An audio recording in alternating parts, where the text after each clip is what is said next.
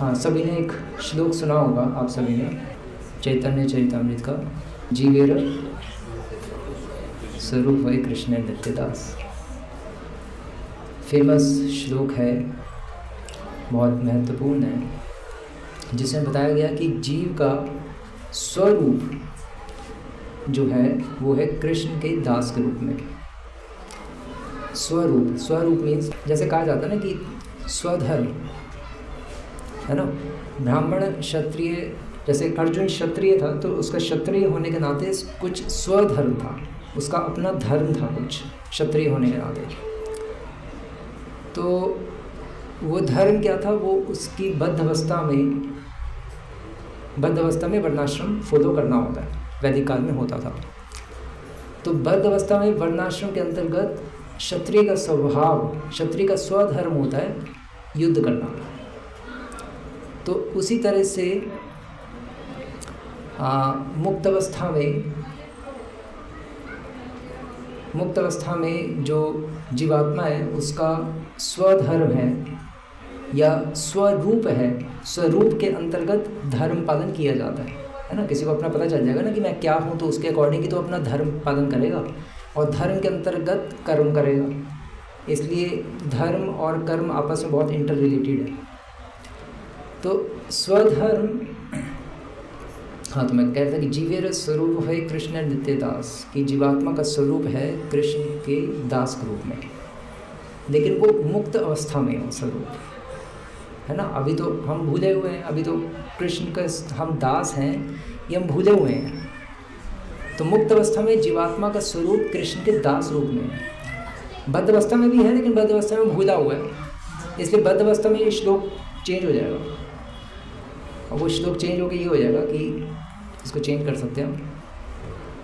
हाँ, शास्त्रों में तो नहीं है, बट ऐसे मैं सोच रहा था। जीवेर स्वरूप होए मायार नित्यदास, या सॉरी, जीवेर विरूप होए मायार नित्यदास। विरूप मतलब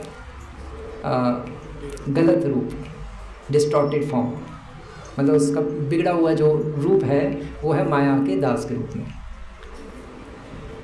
तो हम सब इसलिए अभी माया के दास हैं, कृष्ण के दास तो नहीं हैं। हम कहते तो हैं कि हम कृष्ण के दास हैं, बट हम दास थे, अभी तो दास जैसा काम नहीं कर रहे ना। अब करने का प्रयास कर रहे हैं, जो भगवान की भक्ति में लगे हुए हैं, हम जैसे हम बनने का प्रयास कर रहे हैं, बट अभी दास है नहीं पूर्ण रूप से। इसलिए अभी तो हमें ये अनुभव करना है कि हम सब जानवर, आगे क्या बोलूँगा मैं, नहीं, जानवर है नहीं बोलूँगा, हम सब जानवर से भी नीचे गिरे हुए हैं। जानवर है तो कम हो गया, उसका कारण है कि हम सब जानवर से भी नीचे क्यों गिरे हुए हैं, क्योंकि जानवर में बुद्धि नहीं है, जानवर में बुद्धि नहीं है, और हम सब में बुद्धि है।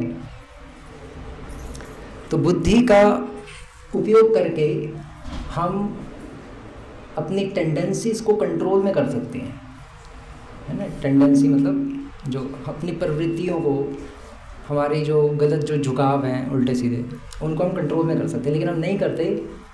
मनुष्य होते हुए भी, दिमाग होते हुए भी हम नहीं करते, इसलिए हम जानवर से भी गिरे हुए हैं।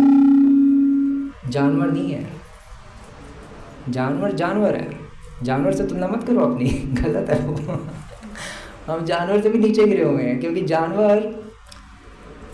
जानवर की मतलब जैसे जो कुत्ता होता है, कुत्ता मतलब अगर आप कई गलियों में कुत्तों ने सुबह सुबह अपना डेरा जमा के रखा होता है ना। जैसे उस गली में जाओ, आते जाते हो किसी ना किसी बाइक वाले की टांग पकड़ेंगे मुंह में डाल देंगे। क्योंकि उसको लगता है कि यार ये मेरी गली है, इस गली में क्या सुबह सुबह आगे तंग करने, रात का तो मेरा वो चलता है यहाँ कंट्रोल, और अभी तो दिन अभी हुआ है, और ये रात को भी पीछे पड़ जाते हैं। तो जानवर में बदला देने की टेंडेंसी होती है, उदाहरण के तौर पे, और हम में, जो कि हम मनुष्य हैं, हम में बदला देने की टेंडेंसी नहीं होनी चाहिए आइडियली, लेकिन हम में भी है। जिस जिस जानवर में भगवान ने दिमाग डाल दिया, जिस जानवर में थॉट्स डाल दिए, इमोशंस डाल दिए, फीलिंग्स डाल दी, सब कुछ डाल दिया, तब भी ये जो जानवर है, मनुष्य रूपी जानवर, तब भी ये उस जानवर की तरह एक्ट कर रहा है जिसमें दिमाग, इमोशंस, फीलिंग्स नहीं है, उसकी तरह एक्ट कर रहा है। तो फिर जानवर से गिरे हुए ही हो गए ना हम। तभी मैं कहता कि हम सब जानवर नहीं हैं, जानवर से भी गिरे हुए हैं। श्लोक तो वैसे यही आता है कि आहार निद्रा भय मैथुनम च सामान्यम एतत् पशु भी नारायण, कि जानवर और हम में कोई भेद नहीं है, हम भी सब जानवर ही हैं, क्योंकि जानवर भी आहार निद्रा भय मैथुन करता है और हम भी करते हैं। लेकिन अगर गहराई से थोड़ा लेंस लगा के इस श्लोक को देखा जाए तो हम जानवर से गिरे हुए हैं, जानवर नहीं हैं हम। क्योंकि जानवर खाता पीता है, आहार करता है, तो जानवर में आहार करने में, खाने में इंटरेस्ट है, और हम में भी इंटरेस्ट है ना। तो फिर हम गिरे हुए हो गए ना, क्योंकि जानवर में इंटरेस्ट जायज़ है, हम में इंटरेस्ट है खाने में तो जायज़ नहीं है। खाना ज़रूरी है, आहार निद्रा भय मैथुन ज़रूरी है, लेकिन उसमें इंटरेस्ट होना वो गलत है। तो मनुष्य होने के बावजूद भी उसमें हमारा इंटरेस्ट बना हुआ है, इसलिए हम जानवर से भी गिरे हुए हैं। बिल्कुल क्लियर है, अगर आप ध्यान से सोचो, बिल्कुल दूध का दूध पानी का पानी हो जाएगा कि हम जानवर हैं या जानवर से भी गिरे हुए हैं। तो हमें अभी तो यही अनुभव नहीं हो रहा कि हम जानवर हैं, लेकिन मैं पॉइंट ये बता रहा हूँ कि हमें ये अनुभव करना है कि हम जानवर से भी गए गुजरे जानवर फिर भी ठीक है, इसलिए जानवर को पाप नहीं लगता। जानवर किसी को खा लेता है, कुत्ता बिल्ली को खा लेता है, बिल्ली जो है वो खा ली, तो उनको पाप थोड़ा ना लगता है, क्योंकि उसमें दिमाग ही नहीं है, ना थॉट्स है, ना फीलिंग्स है, ना इमोशंस है। हम में तो सब कुछ है ना, माइंड, हमारे पास माइंड है। माइंड, जिसके पास माइंड है, माइंड मतलब इंटेलिजेंस, जिसका माइंड है, one who possesses mind is called मनुष्य की परिभाषा है। तो हमारे पास माइंड है, तो माइंड होने के बावजूद भी, इंटेलिजेंस होने के बावजूद भी हम इंटेलिजेंस का प्रयोग नहीं कर रहे, इसलिए हम, और इंटेलिजेंस का प्रयोग नहीं कर रहे और हम उसी प्रकार जी रहे हैं जिस तरह से एक जानवर जीता है। इसलिए जानवर और हम में कोई अंतर नहीं है, या जानवर से भी हम गिरे हुए हैं, क्योंकि जानवर में इंटेलिजेंस नहीं है, वो ऊट पटांग काम कर रहा है तो उसको माफ़ है। हमारे में इंटेलिजेंस है, हम भी उसकी तरह ही आहार निद्रा भय मैथुन में रुचि रखेंगे, तो फिर हम उससे गिरे हुए हो गए। ठीक है, एक पॉइंट तो प्रूव हो गया।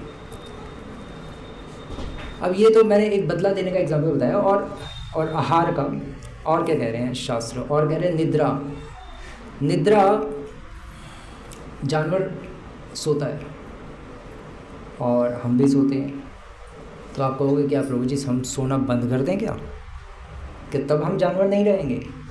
नहीं, सोना बंद नहीं करना, सोना तो पड़ेगा ही, क्योंकि जब तक ये शरीर है सोने के लिए हम बाउंड हैं, वो सोना ही पड़ेगा। लेकिन जानवर और हम में अंतर होना चाहिए, इसमें भी अंतर होना चाहिए। क्या अंतर होना चाहिए? जानवर को जिस प्रकार से आहार में इंटरेस्ट है, ऐसे सोने में भी जानवर को इंटरेस्ट होता है, वो मज़े लेके सोता है। ऐसे अगर हम भी सोने में हमारा इंटरेस्ट होगा तो फिर वो गलत हो गया। तो इसलिए हम जानवर का इंटरेस्ट है, हमारा इंटरेस्ट नहीं होना चाहिए। मनुष्य जीवन मिलने के बाद भी हमारा इंटरेस्ट है, इसलिए हम जानवर से भी गिरे हुए हो गए। यही तो श्री प्रभुपाद ने कहा था रिपोर्टर्स को कि हिप्पी लोग जो जानता नहीं है कि हरे कृष्णा कौन है, वो हिप्पी होते हुए भी हरे कृष्णा कर रहा है, और तुम भारतीय लोग, तुम सब कुछ जानते हो और यहीं पले बड़े हो, तब भी हरे कृष्णा नहीं कर रहे, तो तुम उन हिप्पियों से ज़्यादा गिरे हुए तुम हो गए या हिप्पी हो गए? तो भाई यही कहते थे, ज़्यादा गिरे हुए तो तुम हो गए, हिप्पी लोग गिरे हुए नहीं है, क्योंकि उनका तो कल्चर ही नहीं था, तब भी उन्होंने अपना लिया और आगे बढ़ गए। वो तो जानते नहीं थे हरे कृष्णा, तब भी वो हरे कृष्णा बोल रहे हैं। और तुम जानते हो बचपन से हरे कृष्णा, तब भी हरे कृष्णा का नाम नहीं ले रहे, तो हिप्पी तुम हो गए, वो हो गए। भगवान यही कहते थे, आपने सुना होगा मैं भी शायद इंटरव्यू। तो उसी प्रकार से जानवर में जानवर में धर्म नहीं होता, जानवर में बुद्धि नहीं है, बुद्धि नहीं है तो इसलिए धर्म भी उसमें है ही नहीं, तो वो अधर्म करते हैं तो उनको कोई पाप नहीं लगता। लेकिन हमें हमारे मनुष्यों के लिए धर्म बनाया गया और कई सारी चीज़ें बनाई गई हैं। भागवत धर्म भी है, श्रवणम कीर्तनम विष्णु स्मरण, जिसमें बताया गया कि हमें भगवान को जानने का प्रयास करना चाहिए। तो अब अगर जानवर सो रहे हैं तो क्या हम सोना बंद कर दें तब हम मनुष्य कहलाएंगे? नहीं, ये नहीं कह रहे शास्त्र। शास्त्र कह रहे हैं कि जानवर सो रहा है, आप भी सो, लेकिन सोने में इंटरेस्ट नहीं होना चाहिए। इंटरेस्ट की बात की जा रही है बस। जानवर खा रहा है, उसको खाने में इंटरेस्ट है, हम खा रहे हैं, खाने में इंटरेस्ट नहीं होना चाहिए। जीने के लिए खाना चाहिए, खाने के लिए नहीं जीना चाहिए, वो गलत है। आहार निद्रा भय, जानवर को इंटरेस्ट है भय में, ये स्टेटमेंट कैसी है, ठीक है क्या? उसको डर लगना अच्छा लगता है, उसको डरना मतलब डरने में उसका इंटरेस्ट है, मतलब डरने में झुकाव है, यहाँ पे झुकाव वर्ड आएगा एक्चुअली। उसका इंक्लिनेशन है, वो डरेगा। क्यों? क्योंकि वो शरीर के स्तर पे है, शरीर के स्तर पे होने के कारण उसको हमेशा डर लगा रहेगा, क्योंकि उसको अपनी मृत्यु का डर होगा। क्यों? क्योंकि वो अपने आप को शरीर समझ रहा है, तो जो शरीर समझेगा उसको मृत्यु का डर तो होगा ही। इसलिए जो अच्छे संत होते हैं वो स्ट्रेट फॉरवर्ड होते हैं, है ना, तभी तो प्रभुपाद स्ट्रेट फॉरवर्ड थे, रास्कल बोलते थे। भक्तियान सरस्वती ठाकुर भी धूम धड़ाके से पूरा ऑपरेशन करते थे लेफ्ट राइट। क्यों? क्योंकि वो आत्मा के स्तर पे होते हैं, उनको भय नहीं होता। ठीक है, जो होगा देखी जाएगी, वो आत्मा के स्तर पे होते हैं, बॉडीली प्लेटफॉर्म से ऊपर उठे होते हैं।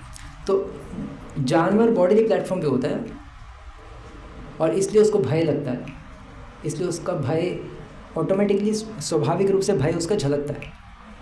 लेकिन मनुष्य होने के कारण हमें भी अगर भय लग रहा है जानवर की तरह, छिपकली से फॉर एग्जांपल, चलो, लेकिन वो लगना भी स्वाभाविक है, क्योंकि हम मनुष्य की साइकोलॉजी ऐसी है, वो तो चलो कोई प्रॉब्लम नहीं। लेकिन पॉइंट ये है कि मृत्यु से डर नहीं लगना चाहिए, छिपकली से फिर भी डर सकते हो। मतलब मृत्यु से नहीं डर लगना चाहिए। अब छिपकली से चलो डरना स्वाभाविक भी है एक दृष्टिकोण से, कि चलो खाने में पड़ जाएगी, खाने वाली चीज़ों में पड़ जाएगी, या गिर जाएगी, या मतलब डर सकते हो आप छिपकली से, क्योंकि अगर छिपकली हार्म करेगी या सांप हार्म करेगा तो उससे अभी सिद्धि प्राप्त तो हुई नहीं, है ना। अभी तो मनुष्य जीवन का जो लक्ष्य है कृष्ण प्रेम, वो तो प्राप्त किया नहीं। तो क्योंकि सिद्धि प्राप्त नहीं हुई, इस डर से आप अपने आप को जानवर से बचा सकते हो। इस डर से नहीं कि मैं मर जाऊंगा, वो डर नहीं होना चाहिए। इसलिए संत भी डरते हैं जानवरों से, ऐसा नहीं कि संत नहीं डरते जानवरों से, उनको भी डर लगता है, लेकिन वो इसलिए डरते हैं कि यार अभी तो सिद्धि प्राप्त हुई नहीं, और ये जो सांप है ये मेरा जीवन बर्बाद कर देगा अभी, और अभी तो मैंने भगवान की बहुत सेवा करनी है। इसलिए एक संत भी जानवर से डरता है। बाहर से प्रतीत हो रहा है दोनों डर रहे हैं, एक संत भी और एक आम आदमी भी, लेकिन आम आदमी तो इसलिए डर रहा है कि वो अपने आप को शरीर समझ रहा है। संत इसलिए डर रहा है क्योंकि वो कह रहा है कि ये जो शरीर है जिससे मुझे अभी भगवत प्राप्ति करनी है, वो भगवत प्राप्ति में रुक जाएगी, इसलिए मैं अपने शरीर को बचाता हूँ। वो अपने आप को शरीर से अलग समझते हुए ही शरीर की रक्षा करता है। लेकिन जो बॉडीली प्लेटफॉर्म पे होता है वो अपने आप को शरीर मानते हुए अपने शरीर की रक्षा करता है, इसलिए डिफरेंस है। तो इसलिए हमें अंदर से संत बनना है। अगर हम नहीं बनेंगे तो फिर हम जानवर से भी गिरे हुए हैं, क्योंकि जानवर को डर लगता है और हमें भी अगर डर लग रहा है ठीक उसी तरह से जिस तरह से जानवर को लग रहा है, क्योंकि जानवर भी बॉडीली प्लेटफॉर्म पे अपने शरीर को बचाना चाहता है, और हम भी अगर अपने शरीर को बचाना चाहते हैं तो फिर हम जानवर से भी गिरे हुए हैं। तो भय नहीं लगना चाहिए किसी भी हालत में। हाँ, मतलब एक बेसिक लेवल तक तो इन चीज़ों से ऊपर उठा होना चाहिए अगर हम काफ़ी टाइम से जुड़े हुए हैं तो। और चौथा है मैथुन। मैथुन मीन्स सेक्स। तो मैथुन करना एक दृष्टिकोण से वो भी गलत नहीं है, अगर उसमें इंटरेस्ट ना हो तो। ये क्योंकि पहले ज़माने, क्योंकि जानवरों में तो इंटरेस्ट होता है, मनुष्यों में इंटरेस्ट, जो वैदिक काल में जो ऋषि मुनि जो शादी करते थे वो स्त्रियों के संरक्षण के लिए करते थे, अपने एंजॉयमेंट के लिए नहीं करते थे। कलयुग में तो अपने एंजॉयमेंट के लिए विवाह कर रहे हैं ना। श्रील प्रभुपाद कहते थे कि मैरिज जो है वो मैथुन करने का एक लाइसेंस है, सेक्स करने का। कलयुग में तो ऐसे ही, खासकर आजकल की यूथ जनरेशन तो यही है। तो वैदिक काल में ऋषि मुनि लोग जो थे वो वंश को आगे बढ़ाने के उद्देश्य से और स्त्री के संरक्षण के उद्देश्य से मैथुन क्रिया में लगते थे। उस टाइम वंश आगे बढ़ाने की ज़रूरत होती भी थी, क्योंकि वंश क्यों बढ़ाना होता था। आजकल के लोग भी कहते हैं हमें भी अपना वंश बढ़ाना है, बच्चा अगर ब्रह्मचारी बन गया तो कैसे चलेगा, हमारा वंश लुप्त हो जाएगा। तो वो गलत है ऐसा सोचना, क्योंकि हमारे वंश ने करना क्या, आगे जाके करना क्या है, कौन से देश की रक्षा करनी है। पहले ज़माने में जब राजा लोग अपने वंश की परवाह करते थे वो इसलिए ताकि प्रजा की रक्षा होती रहे। अगर वंश आगे नहीं बढ़ेगा तो प्रजा को देखेगा कौन। तो वो एक प्रजा की रक्षा के उद्देश्य से वो अपने वंश को आगे बढ़ाना चाहते थे। और पांडवों के पुत्र थे अभिमन्यु मारे गए, तो फिर वो चलो परीक्षित महाराज आ गए, परीक्षित खत्म हो गए तो राजा जन्मेजय आ गए, जन्मेजय के बाद कौन आए पता नहीं। तो ऐसे चलता रहा ताकि लोगों का कल्याण हो, लोग बचे रहे असुरों से, राक्षसों से, दुर्योधन जैसे, कंस जैसे लोगों से बचे रहे। तो वो इसलिए वंश बढ़ाना जरूरी होता था पहले। आजकल के ज़माने में वंश बढ़ाने का कोई तुक नहीं बैठता।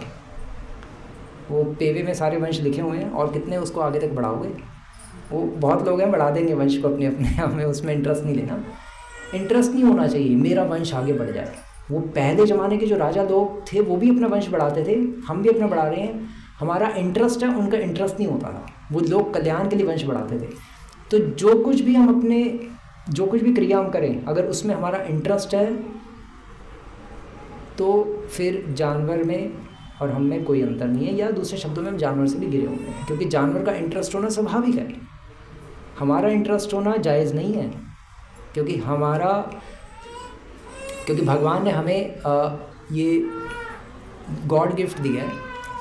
मनुष्य जीवन अपने आप में गॉड गिफ्ट है। तो गॉड गिफ्ट किस लिए मिला है? गॉड गिफ्ट मिला है जिससे हम इन छोटी छोटी चीज़ों से अपने आप को ऊपर उठा सकें। हालांकि मैं बोल तो रहा हूँ छोटी छोटी चीज़ें, बट ये मोटी मोटी चीज़ें हैं। इससे अपने आप को ऊपर उठाना ऑलमोस्ट इम्पॉसिबल है। ये बोलने में आता है छोटी छोटी चीज़ें, लेकिन इन छोटी छोटी चीज़ों से ऊपर उठा कौन है? इसलिए छोटी चीज़ें नहीं हैं, ये बहुत मोटी मोटी चीज़ें हैं, बहुत मोटी हैं। अगर हम इसको गहराई से सोचें तो मुश्किल है इन चीज़ों से ऊपर उठना। जानवर एक दृष्टिकोण से देखा जाए तो हमसे ऊपर ही है डेफिनेटली। क्यों? क्योंकि जानवर में, एक और पॉइंट मैंने लिखा हुआ है कि जानवर में पूजा लाभ प्रतिष्ठा की इच्छा नहीं है और हम में है। तो हम तो जानवर से भी गिरे हुए हो गए। प्रमाण और कौन सा चाहिए? उसमें पूजा प्रतिष्ठा की इच्छा ही नहीं। वो तो नंगा घूम रहा है, उसको कपड़े भी नहीं पहनने हैं सड़क पे। वो तो हमें पूजा प्रतिष्ठा की इच्छा, मान सम्मान की, इसलिए हम कपड़े पहन के घूमते हैं। जानवर को कोई इच्छा नहीं है, वो संत है। अगर ध्यान से देखो जैनी मुनि है वो। मतलब जो भी है वो तो उल्टा हमसे भी ऊपर बढ़ा चढ़ा है। वो तो अपने आप को छुपाता भी नहीं है। मैथुन भी सड़क पे करता है, उसको कोई परवाह नहीं है, बेइज्जती भी हो जाए कोई प्रॉब्लम नहीं। लेकिन हम जानवर से भी गिरे हुए हैं क्योंकि हमें पूजा लाभ प्रतिष्ठा की इच्छा है। पूजा लाभ प्रतिष्ठा केवल शूकरेर विष्ठा, भक्तिवेदांत सरस्वती ठाकुर कहते थे कि पूजा प्रतिष्ठा की जो इच्छा है, पूजा मतलब मान सम्मान, लाभ मतलब पंडित जी को इधर से कुछ मिल जाता है, उधर से कुछ मिल जाता है, तो वो अपने यहाँ पे रख लेते हैं दबा के, उसको लाभ कहते हैं। या हमें भी लाभ कुछ ना कुछ अपने बिजनेस में चाहिए, पूजा चाहिए हमें।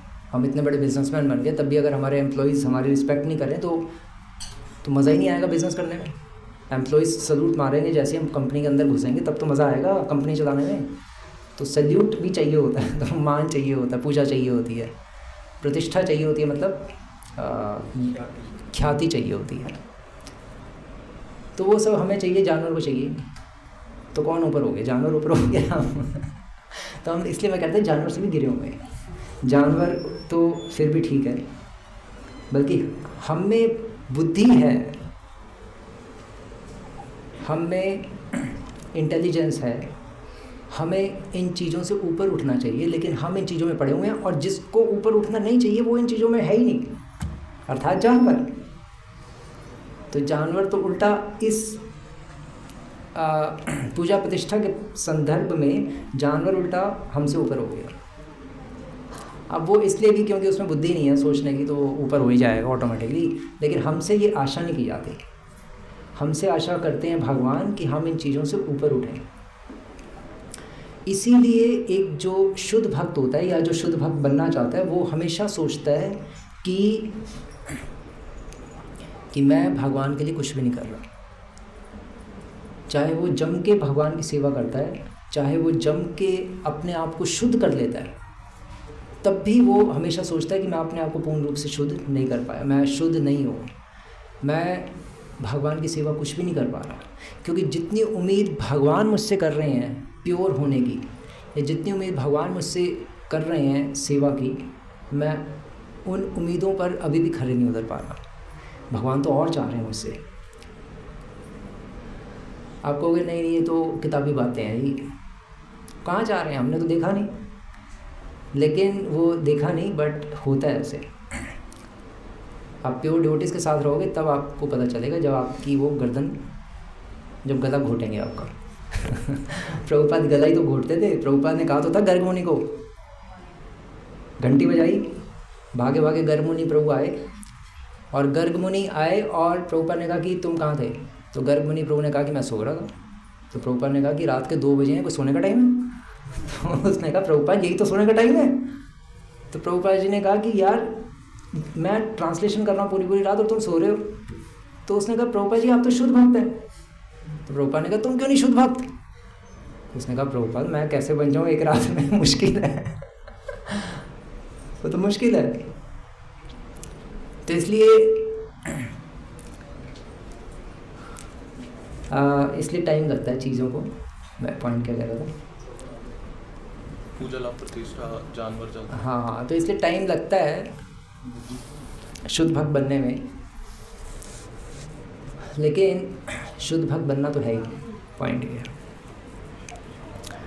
तो आप अगर ध्यान से देखें ना, तो मैं एक्चुअली पॉइंट यही सिद्ध करना चाहता हूँ कि हम जानवर से भी गिरे हुए हैं।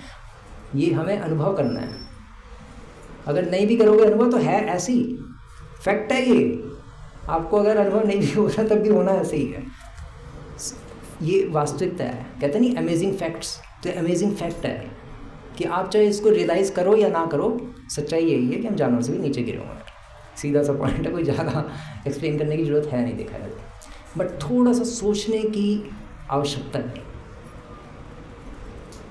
जिस तरह से फिलोसफर्स थे, अरिस्टोटल, प्लेटो, जितने भी वेस्टर्न फिलोसफर्स थे, वो बिना भक्ति के ही आत्मा के स्तर पे आ जाते थे। सोच सोच के उस तरह से आत्मा के स्तर पे नहीं आते थे जिस तरह से भगवान के भक्त, क्योंकि भगवान के भक्त वास्तव में आत्मा के स्तर पे आते हैं, क्योंकि उनको पता चल जाता है कि जीवर स्वरूप होए कृष्ण नित्य दास। तो जब कोई वास्तव में आत्मा के स्तर पे आता है तो उसको पता चल जाता है कि मैं भगवान कृष्ण का दास हूँ। उसको अपना स्वरूप पता चल जाता है कि मैं भगवान के धाम में क्या हूँ। भगवान के धाम में सबका अपना स्वरूप होता है ना। कोई मोर होता है, तो कोई पानी का गिलास होता है, तो कोई गोपी होता है, तो कोई सखा होता है। हम क्या है? अब जो वृंदावन में जो बाबा जी बैठे हुए हैं, वो पहले दिन से ही आपको माला दे देंगे और कहेंगे तुम तो गोपी हो, चुन्नी डालो जी इसके सर पे। और वो चुन्नी ऐसे करते करते बाहर चले जाएगी और उसको उसका नाम भी बता देंगे, माधवी तुम्हारा नाम है गोपी। और वो गोपी बन के नाचती हुई बाहर चले जाएगी हरे कृष्णा करते हुए। और फिर बस तो वो सहजे बन जाएगी। वो ढोंगी सारे जो बाबा जी तो ऐसे ही करते हैं, वो पहले दिन से बताते हैं कि तुम भगवान के धाम में ये हो, बट भगवान के धाम में हम क्या हैं ये मुझे नहीं पता, तू कैसे बता रहा है मतलब वो ढोंगी बाबा ऐसे करते हैं, वो पहले दिन से बता देते हैं। बट ऐसा कुछ नहीं है, मजाक नहीं है। भगवान का धाम कहाँ, हम कहाँ। सबसे पहला पॉइंट ये है कि हम भगवान के धाम जाने वाले नहीं हैं इतनी आसानी से इस जन्म में। शिव जी गोस्वामी के अकॉर्डिंग तो 3 जन्म तो कम से कम लगते हैं, बट अगर हमने बहुत अथक प्रयास कर लिया तो शिव प्रभुपाद कहते हैं कि आप एक ही धाम में, एक ही जन्म में भगवान के धाम चले जाओगे, अगर बहुत ही ज़्यादा मेहनत कर ली। लेकिन फिर भी मुश्किल है बहुत मेहनत करेगा कौन एक ही जन्म में। तभी तो गीता में श्लोक आ रहा है, मनुष्य नाम सहस्रेषु कश्चित् यतति सिद्धये यतताम अपि सिद्धानाम कश्चिन् माम वेति तत्वतः, कि हजारों करोड़ों लाखों मनुष्यों में से कोई एक ही बिरला ही सिद्धि प्राप्त कर पाता है। इतना आसान नहीं है। मतलब हमारे जब कोई गुरुजी जाते हैं अपना लीला विराम करते हैं तो हम तो कहते हैं भगवान के धाम चले गए, है ना। तो साउथ इंडिया में जो संप्रदाय हैं वो कहते हैं कि हमारे गुरुजी स्वर्ग चले गए। वो भगवान के धाम नहीं कहते वो कहते हैं स्वर्ग चले गए, क्योंकि उनको पता है कि भगवान के धाम जाना बच्चों का खेल नहीं है। गुरुजी भी नहीं गए अभी गुरुजी भी स्वर्ग गए हैं, जहाँ पे वो सारे देवताओं से पहले भेंट करेंगे और फिर वहाँ स्वर्ग में रहेंगे, फिर वहाँ पे अपनी भक्ति कंटिन्यू करेंगे, और फिर जब और प्योर हो जाएंगे तब फिर महर जाना तपस सत्य, फिर जाके वैकुंठ जाएंगे। इतना आसान नहीं है उनके अकॉर्डिंग वैकुंठ। हम तो यहाँ आम लोगों के लिए स्वर्गवास लगाते हैं, वो अपने गुरु जी के लिए, महान संतों के लिए स्वर्गवास लगाते हैं। स्वर्ग जाना कोई बच्चों का खेल नहीं है। स्वर्ग वो जाता है जो भक्ति करता है और जिसको पता होता है कि विष्णु ही भगवान है, बाकी सब उनके दास हैं। एकल ईश्वर कृष्ण आर सब भृत्य। तो भगवान केवल विष्णु है, बाकी सब उनके दास हैं। हमें इसलिए और किसी की सेवा करने की आवश्यकता नहीं है, पूजा करने की आवश्यकता नहीं है। जिसको ये पता होता है वो भगवान के, वो स्वर्ग जाता है। और जिसको ये 100% विश्वास है और जो सेवा भी करता है जम के और भगवान का नाम भी लेता है जम के, और जिसका हृदय शुद्ध हो जाता है, फिर वो भगवान के धाम जाता है। तो भगवान के धाम जाना बहुत मुश्किल है, लेकिन आसान भी है उस साधक के लिए जो दृढ़तापूर्वक फुली डिटरमाइंड होकर अच्छे भक्तों का संग करता रहेगा। तो अच्छे भक्त खुद भी जा रहे हैं धाम, तो वो दूसरों को भी ले जाएंगे। मतलब करना तो उसको खुद ही पड़ेगा। मतलब वो खुद भी मेहनत कर रहे हैं, दूसरों को भी प्रेरणा देंगे, तुम भी मेहनत करो, मैं भाग रहा हूँ, तुम भी मेरी स्पीड पे भागो। तो पकड़ को भगा के ले जाएंगे भगवान के धाम।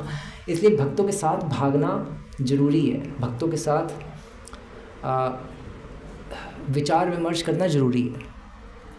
क्योंकि अगर हम विचार विमर्श नहीं करेंगे, मतलब कुछ क्वेश्चन से पूछेंगे, डिस्कस नहीं करेंगे, तो कुछ डांटनी पड़ेगी, कुछ धमाकेदार आंसर नहीं मिलेंगे, तो फिर धमाका कैसे करेंगे, धमाका में निकलेंगे कैसे इस संसार से। हमारी लाइफ में भी जब बिग बैंग होगा तो तब जाके तो भगवान के धाम पहुँचेंगे, जब बम फूटेगा सीधा एंट्री वहाँ हो जाएगी। तो इसलिए हमें ये जो छोटे छोटे पॉइंट्स हैं, छोटे मतलब ये छोटे छोटे लगते हैं सुनने में, बट मोटे मोटे जो पॉइंट्स हैं इससे ऊपर उठना चाहिए। मतलब अगर हम देखें, अच्छा जानवर में मैं एक और पॉइंट सोच रहा था, जानवर में भगवान के नाम में रुचि नहीं है और हम में भी भगवान के नाम में रुचि नहीं है, तो जानवर हम में कोई अंतर नहीं है। लेकिन नहीं है अंतर, हम जानवर से भी गिरे हुए हैं, क्योंकि जानवर में रुचि नहीं है, जायज़ है, क्योंकि दिमाग नहीं है, वो बोल भी नहीं सकता और कथा भी नहीं समझ सकता। लेकिन हम में रुचि नहीं है तो हम जानवर से भी घिरे हुए हैं।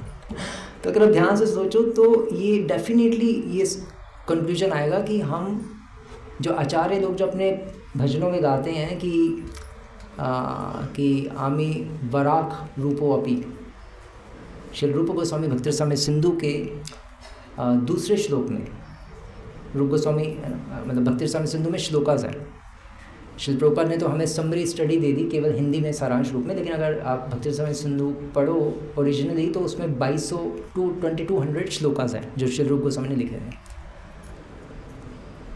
जिसका पहला श्लोक है भक्तिरसामृत सिंधु का अखिल रसामृत मूर्ति ही, ऐसे करके स्टार्ट होता है। तो दूसरे श्लोक में रूप गोस्वामी अपने आप को वराक रूपो अपी सुअर कह रहे हैं, जो कि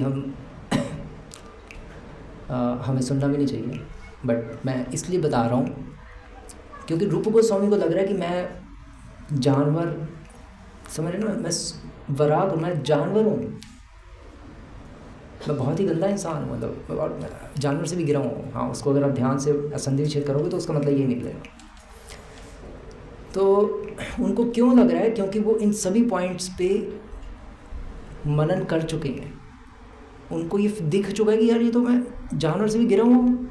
जानवर में भगवान के नाम में और कथा में रुचि नहीं है, चलो ठीक है, समझ आता है। मुझ में भी नहीं है, तो मैं तो क्या जानवर, मुझे कोई अंतर नहीं है, लेकिन मुझ में होनी चाहिए थी, और क्योंकि नहीं है इसलिए मैं जानवर से भी गिरा हुआ हूँ।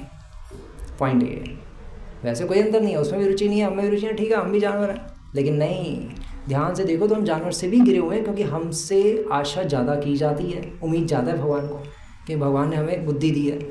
बुद्धि प्राप्त करने के बावजूद भी अगर हम अर्थात तो ब्रह्म जिज्ञासा नहीं कर रहे, भगवान को समझने का प्रयास नहीं कर रहे, और ये सारे पॉइंट्स के ऊपर सोच नहीं रहे, तो फिर हम जानवर से भी गिरे हुए हो गए। और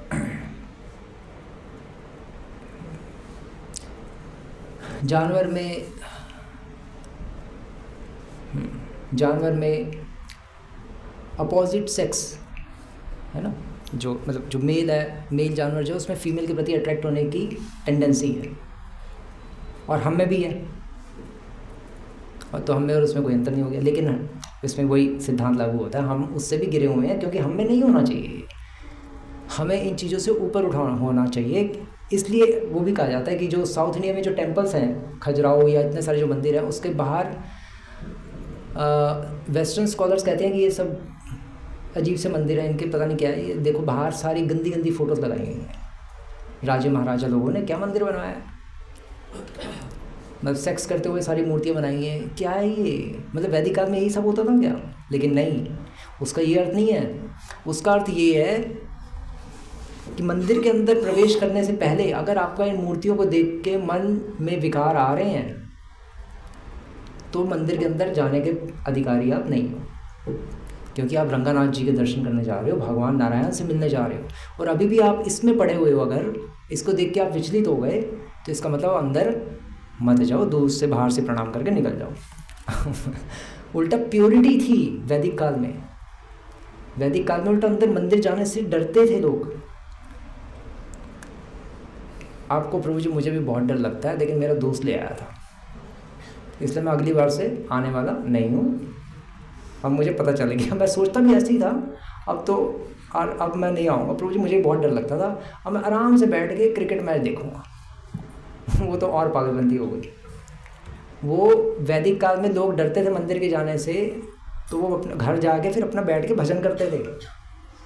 तो अगर आपको अंदर आने से डर लगता है तो घर जाके फिर भजन करना पड़ेगा। लेकिन घर जाके भजन होने वाला है नहीं, क्योंकि हम सब एकाकी आमार नाही पाए बद हरिनाम संकीर्तन है। अकेले बैठ के तो भजन हम वैसे और नहीं कर सकते, और गड्ढे में चले जाएंगे घर बैठ के, इसलिए यहाँ आना जरूरी है। लेकिन वैदिक काल के लोग अलग तरीके के थे, वो पहले ही बहुत प्योर थे। ऐसी फ़ोटोज़ देख के, ऐसी मूर्तियाँ देख के उनके माइंड में हल्का सा भी कुछ विचार आता था तो वो अपने आप को अशुद्ध मानते थे, बिल्कुल 0.001%। हल्का सा विचार आ गया तो अपने आप को अशुद्ध मानते। लोग कहते हैं नहीं अभी थोड़ा और मैं शुद्ध हो जाऊँ फिर जाऊँगा मंदिर के अंदर, थोड़ा सा और हो जाऊँ बस। तो इसलिए वो टेस्ट होता था, वो टेस्ट में जो पास हो गया वो मंदिर में प्रवेश कर सकता है और भगवान उसको दर्शन देंगे। तो जानवर में इन चीज़ों में रुचि होती है और आकर्षण होता है अपोजिट सेक्स के प्रति, और हमारा भी अगर आकर्षण है तो इट मीन्स हम जानवर से भी गिरे हुए हो गए, क्योंकि हमसे ये आशा भगवान नहीं करते। और हालांकि ये सारी चीज़ें हमें हटानी है। अब ये हटानी छोटी मोटी चीज़ें नहीं हैं, ये बहुत मोटी मोटी चीज़ें हैं। इनको जो हटा देगा वो तो संत बन गया, वास्तविक संत। क्योंकि संतों की हम पूजा इसलिए करते हैं क्योंकि वो इन चीज़ों से ऊपर उठे होते हैं। और वो ऊपर भी इसलिए नहीं उठे होते क्योंकि उनमें बहुत शक्ति होती है, ऊपर इसलिए उठे होते हैं क्योंकि उनका गॉड के साथ कनेक्शन एस्टेब्लिश हो गया होता है। और क्योंकि गॉड के साथ थोड़ा सा भी कनेक्शन अगर बन जाए तो इन चीज़ों से बंदा अपने आप ही ऊपर उठ जाता है। क्यों? क्योंकि उसको भगवान का रूप आकर्षित कर रहा होता है, भगवान के गुण आकर्षित कर रहे होते हैं, तो इन चीज़ों से ऊपर उठ जाता है। तो इसलिए हमें भी भगवान के बारे में जम के पढ़ना चाहिए, सुनना चाहिए, उनका नाम लेना चाहिए। अगर पढ़ने का शौक़ नहीं है तो जितना हो सके फिर नाम लो, क्योंकि अगर हम नाम लेंगे तो नाम से स्वाभाविक आकर्षण भगवान से होता चला जाएगा। चैतन्य चरितमृत में ऐसे थोड़ा गप थोड़ा ना लिख रहे हैं कृष्णदास कविराज गोस्वामी कि कृष्ण नाम महामंत्र एई ते स्वभाव, जय जपे तार कृष्ण उपजाए भाव। कि कृष्ण नाम महामंत्र का ये स्वभाव है कि जो कोई भी इसका जप करेगा तार हृदय उपजाए भाव, उसके हृदय में भगवान के प्रति जो भावनाएं हैं, जो सुप्त भावनाएं, जो करोड़ों जन्मों से भावनाएं खत्म हुई थी, वो जाग जाएंगी। तो इसलिए हरि नाम जम के करना चाहिए। कुछ करने का मन नहीं कर रहा तो जप करना शुरू कर दो। जप भी करने का मन नहीं कर रहा तब भी जप करना शुरू कर दो, क्योंकि जब मन कर रहा है तब तो भगवान खुश क्या होंगे, तब तो कोई बड़ी बात नहीं है। तब तो बोलेंगे ठीक है, एवरेज खुश हूँ। लेकिन मन नहीं कर रहा तब भी इसने कर दिया तो फिर भगवान और अधिक खुश होंगे कि आज इसका मन नहीं था तब भी इसने धक्का मार के कर दिया, अपना जप किया इसने। तो जब हम करेंगे तो फिर भगवान एकदम से टेस्ट देना शुरू कर देंगे हमारे प्रयासों को देखकर। मान लो आपका 4 माला के बाद जप करने का मन नहीं कर रहा, बिल्कुल माइंड आउट चल रहा है, लेकिन तब भी आपने 10 मिनट थोड़ी कृष्णा बुक खोल के पढ़ ली, थोड़ा मन को समझाया कि कृष्णा बुक पढ़, गीता पढ़, कुछ हल्का सा आपने भगवान के बारे में पढ़ा, दिमाग लगाया कि मैं कैसे मन लगाऊं भगवान के नाम में। आप कोई कहेगा कि मेरा मन लग ही रहा था इसलिए प्रभु जी मैंने कल माला छोड़ दी, मेरा मन लग ही रहा था बिल्कुल इसलिए छोड़ दी। लेकिन अगर किसी का अपनी दुकान पे जाने का मन ना कर रहा हो, खोलने का मन ना कर रहा हो अगले दिन, ऐसा कभी होता नहीं वैसे, लेकिन अगर बाई चांस ना कर रहा हो, या किसी का अपनी जॉब पे जाने का मन ना कर रहा हो, वो तब भी बीमार हो, वो इमिडिएटली पैरासीटामोल खाएगा या नॉर्फ्लॉक्स टीजर जो भी दवाई हैं खा पी के चले जाएगा। रास्ते में ठीक होते रहेंगे, भाई टाइम ही नहीं है बीमार होने का एकदम से ये थॉट आता है। लेकिन जहाँ पे माला करनी होती है, वो प्रभु जी आज मैं बीमार हो गया था, कल मैं बीमार हो गया था इसलिए मैं मंगला आ नहीं पाया। अच्छा ऑफिस गए थे, ऑफिस तो जाना ही था, वो थोड़ा ना छोड़ सकते हैं, वहाँ तो पैसे मिलने हैं, आप पैसे दो तो मैं कल से आना शुरू कर देता हूँ तो हमारा माइंड इस तरह से चलता है। जहाँ लाभ दिखता है वहाँ हमारी रुचि है, जहाँ लाभ नहीं है वहाँ हमारी अरुचि है, वहाँ हमारा मन नहीं करता। तो हम सब, इसलिए मैं पॉइंट बता रहा था कि हम सब जानवर से भी गिरे हुए हैं। बस यही पॉइंट मैंने लिखे हुए हैं, अब ये लिखने पड़ रहे हैं मुझे बच्चों के पॉइंट है, लेकिन बस थोड़ा सा सोचने की ज़रूरत है।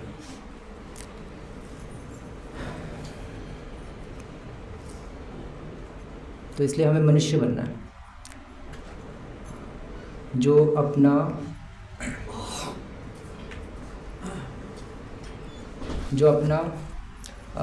मन को अपने नियंत्रण में कर सके। अल्टीमेटली हमें अपने मन को कंट्रोल में करना है, और मन को कंट्रोल में करने का बहुत ही आसान तरीका है अगर हम कर लें तो, और वो है हमें हर रोज़ अच्छी तरह से भगवान का नाम लेना है।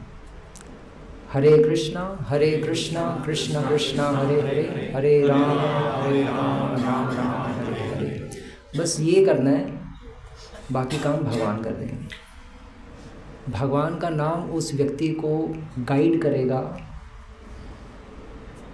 एक तो हमें प्रैक्टिकल गाइड तो चाहिए होता है क्योंकि हम बद्ध अवस्था में हैं, लेकिन भगवान का नाम भी गाइड करेगा अगर हम भगवान के नाम की सही से शरण देंगे। हमेशा ट्रेन शताब्दी की तरह नाम जप नहीं करना चाहिए। मूरी एक्सप्रेस की तरह भी कर दिया करो भाई, जो धीरे धीरे चलती है, रुक रुक के चलती है। मतलब कहने का मतलब है कि 12 मिनट में एक माला ख़त्म कर दो, 10 मिनट में कर दो, 5-5 मिनट में करनी क्यों है, उसको कोई फ़ायदा नहीं ना।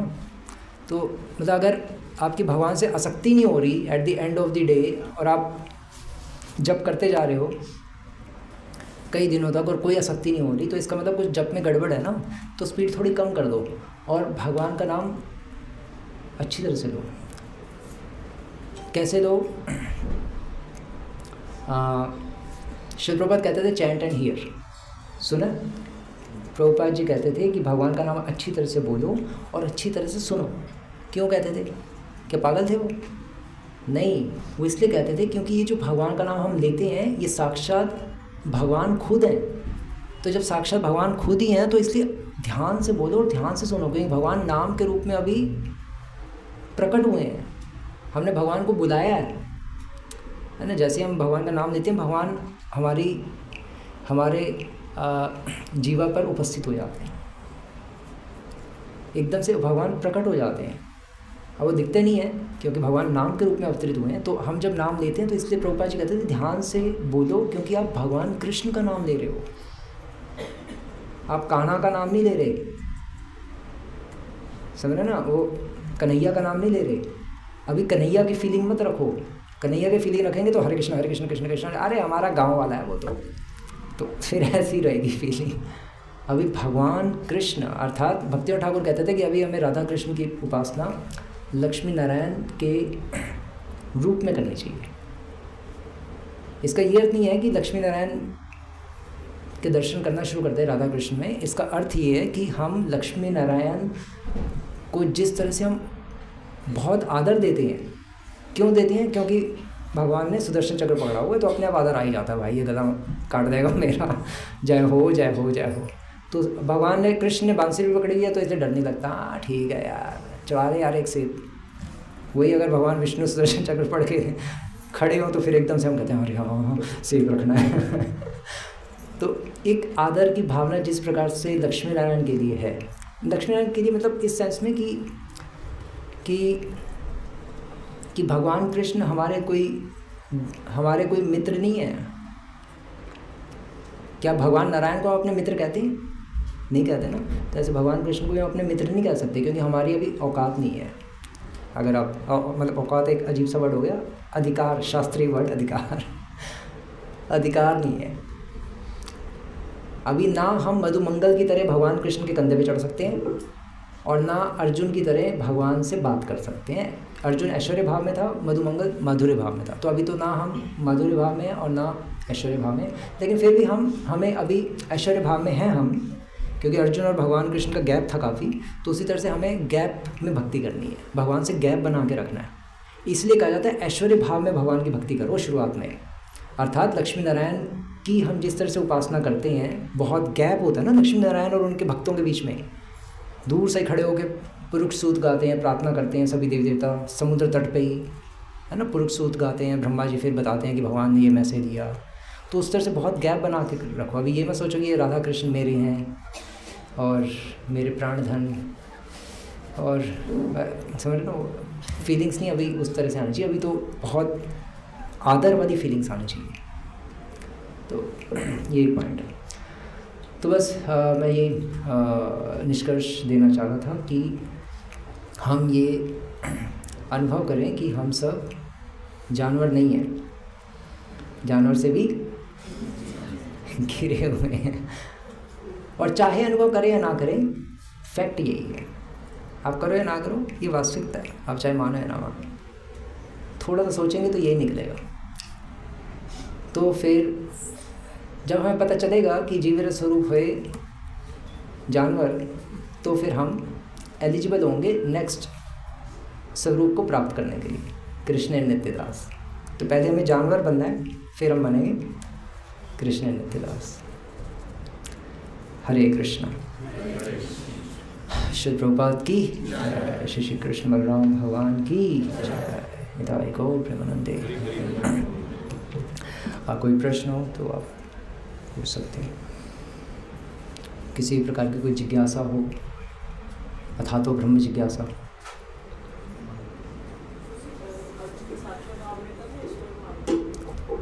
अर्जुन साख्य भाव में था या ऐश्वर्य भाव में था? साख्य भाव दो प्रकार के होते हैं, एक ऐश्वर्य भाव में होता है, एक माधुर्य भाव में होता है। तो ये मैंने एग्जांपल दिया था अर्जुन और मधुमंगल का, एक ऐश्वर्य में एक माधुर्य में। ऐसे मधुमंगल माधुर्य भाव में था, अर्जुन ऐश्वर्य भाव में साख्य भाव में था। तो साख्य भाव के दो डिविजन्स हो गए, एक ऐश्वर्य में कुछ भगवान के मित्र होते हैं, कुछ माधुर्य में भगवान के मित्र होते हैं। मधुरता में एक मधुर भाव होता है। मधुर भाव के अंतर्गत ये 5 रस आते हैं, दास्य साख्य वात्सल्य, मतलब 4 रस, दास्य साख्य वात्सल्य और माधुर्य। माधुर्य रस मधुर भाव के अंतर्गत आता है, वात्सल्य रस मधुर भाव के अंतर्गत आता है। तो ये चारों मधुर भाव हैं। उसके अंतर्गत माधुर्य भाव जो स्पेसिफिकली आपका हो गया, जो राधा कृष्ण का प्रेम है, उसमें भी ऐश्वर्य भाव है, जो रुक्मिणी और द्वारका कृष्ण का प्रेम है। तो इन चारों रसों में भी फिर ऐश्वर्य और माधुर्य चलता है, इस तरह से।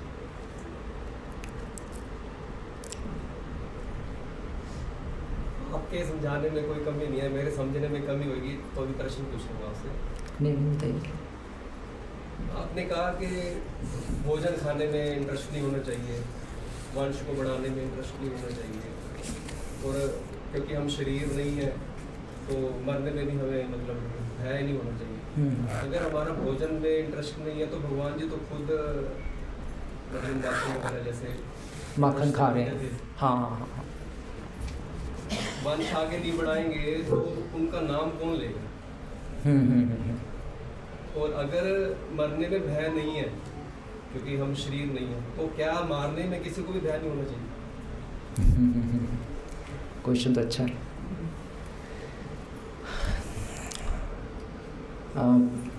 क्या पैदा किया था आपका पॉइंट वंश से पहले? भोजन। हाँ, जब भगवान खुद ही भोजन के लिए पागल हो रहे हैं और चुरा रहे हैं माखन, तो हमें क्यों नहीं खाना चाहिए? मतलब हमें क्यों नहीं इंटरेस्ट होना चाहिए? जब भगवान को इतना इंटरेस्ट है माखन मिश्री खाने में, तो हमें भी अगर इंटरेस्ट होगा तो प्रॉब्लम क्या है?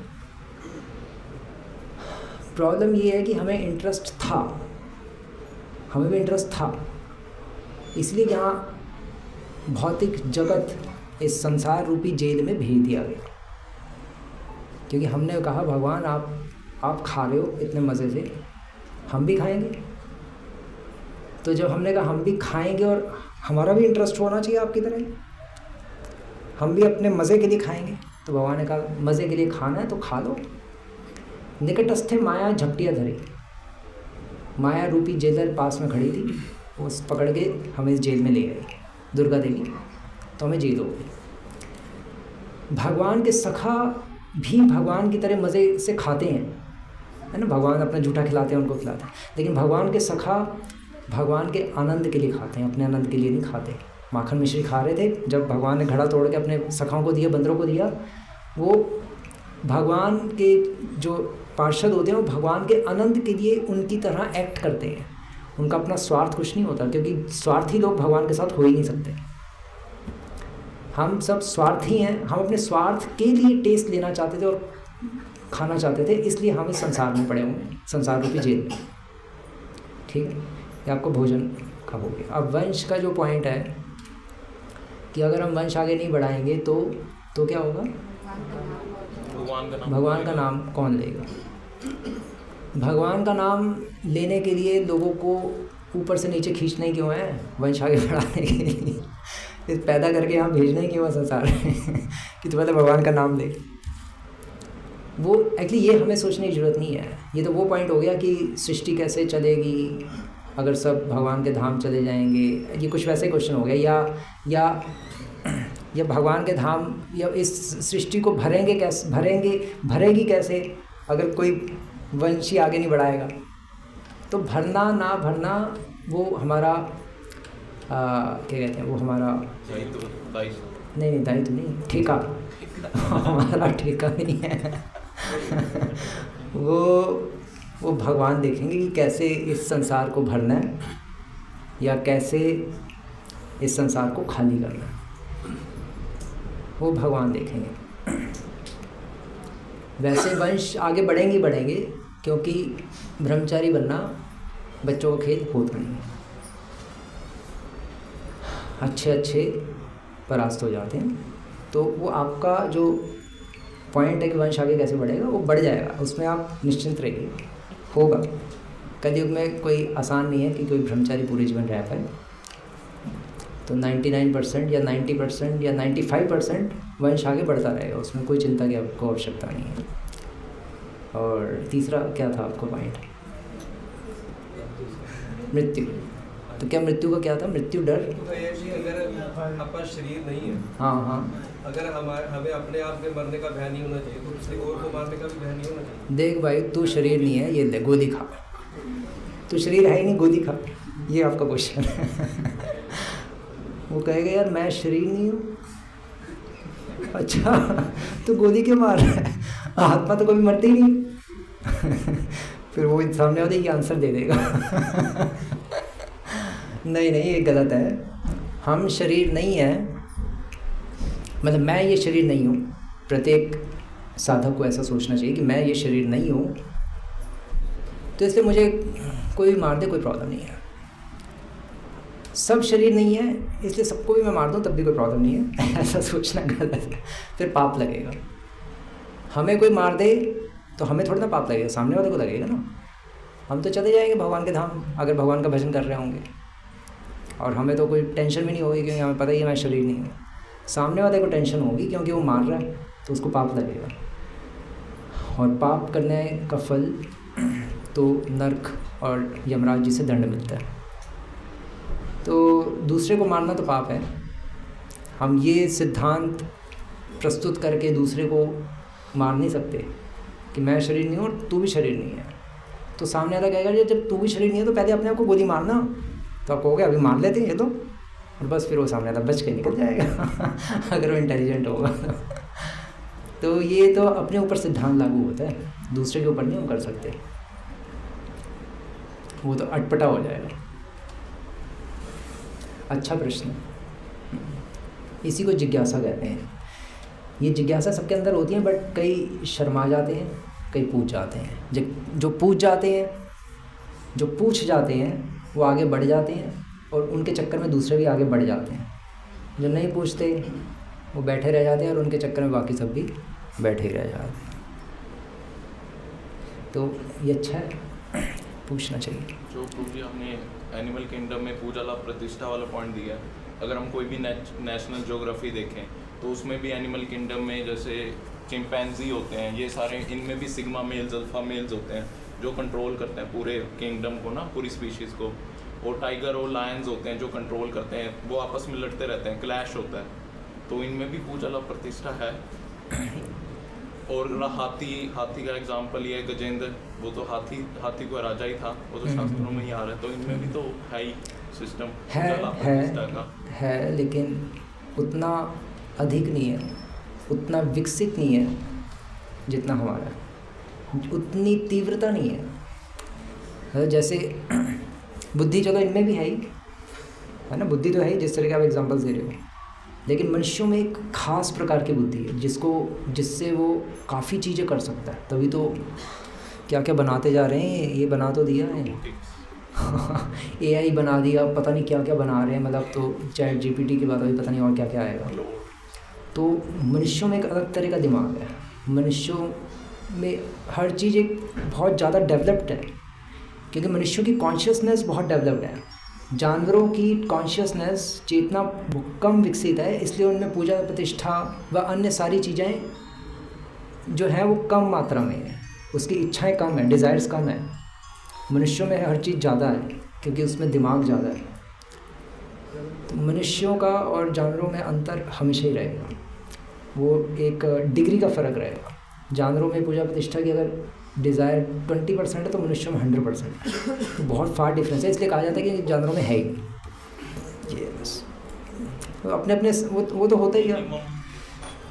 वो तो गली में, अपनी गली में कुत्ता भी शेर होता है, तो कुत्ते का भी अपना पूरा वो तो होता ही है, पूजा प्रतिष्ठा तो होती है कि भाई मेरी गली में कैसे आ गया, तो वो तो करता ही है। बट वो एक बहुत मिनिमल है और एक बहुत छोटे दायरे में, गली के उसमें है। मनुष्य तो पूरे दुनिया में फेमस होना चाहता है ना, मोदी जी की तरह। पूरे दुनिया में पूरे सबसे बना के रख ली तो कितने फेमस हो गया दिमाग से ना आदमी। जानवर कहाँ कर सकता है? जानवर अपनी गली में फेमस होगा मैक्सिमम, या अपने जंगल में हो जाएगा। एक चिंपैंजी का जो एग्जांपल दे रहे हो, उससे ज़्यादा वो नहीं हो सकता फेमस पूजा प्रतिष्ठा की, क्योंकि उसमें इच्छा बहुत कम ही है। वो ना के बराबर है। वो क्या है, वो अपने केवल चिंपैंजियों के बीच में फेमस हो रहा है ना। उसमें प्रोटेक्शन की भावना है। प्रोटेक्शन की भावना है, तो कई सारी बहुत मिनिमल लेवल पे है, क्योंकि चेतना बहुत अपने घुटनों में है उनकी। बस ये समझ, ठीक है। एक प्रश्न है कि गोलोक और वैकुंठ धाम में कोई अंतर है? गोलोक और वैकुंठ धाम में अंतर है। और अगर अंतर है तो क्या है? हाँ, ये अभी हम जहाँ पर बैठे हैं इसको दुर्गा धाम कहते हैं। दुर्गा धाम मतलब कि ये इस संसार से निकलना बहुत दुर्ग है। दुर्ग मतलब कठिन है, तो इसलिए इसको यहाँ की अधिष्ठात्री देवी दुर्गा देवी, जो कि जेदर है। इसके ऊपर फिर महेश धाम है, जो उनके स्वामी हैं। शिव जी का धाम है, और शिव जी के धाम के ऊपर फिर ये बहुत ही जगत ख़त्म हो जाता है। फिर विरजा नदी आती है, और विरजा नदी के ऊपर फिर सिद्धलोक होता है सबसे पहले, जहाँ पे सहज मुक्ति प्राप्त होती है। फिर सिद्धलोक के बाद अनंत वैकुंठ लोक होते हैं, जो वैकुंठ लोक बहुत सारे होते हैं। और वैकुंठ लोकों के ऊपर साकेत धाम रूपी वैकुंठ लोक होता है, जो सभी वैकुंठ लोकों में एक श्रेष्ठ वैकुंठ लोक है, ऐसे आप समझ सकते हैं। जहाँ पे भगवान श्री राम, लक्ष्मण, भरत, शत्रुघ्न, सीता देवी, सब, हनुमान जी सब रहते हैं। और उससे भी ऊपर गोलोक धाम है, सबसे ऊपर है। गोलोक धाम के 4 भाग होते हैं: मथुरा, द्वारका, वृंदावन और जगन्नाथपुरी या नवद्वीप। तो गोलोक सबसे ऊपर है। गोलोक में भगवान कृष्ण, गोलोक और वैकुंठ में अब अंतर क्या है? आपका दूसरा क्वेश्चन। गोलोक और वृंदावन में अंतर ये है कि गोलोक भगवान का घर है और वैकुंठ भगवान का ऑफिस।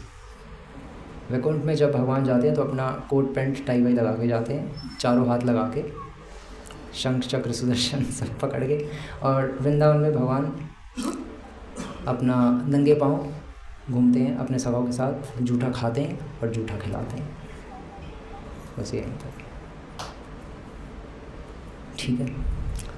हरे कृष्ण। श्री कृष्ण बलराम की, श्री प्रभुपाद जी की जय।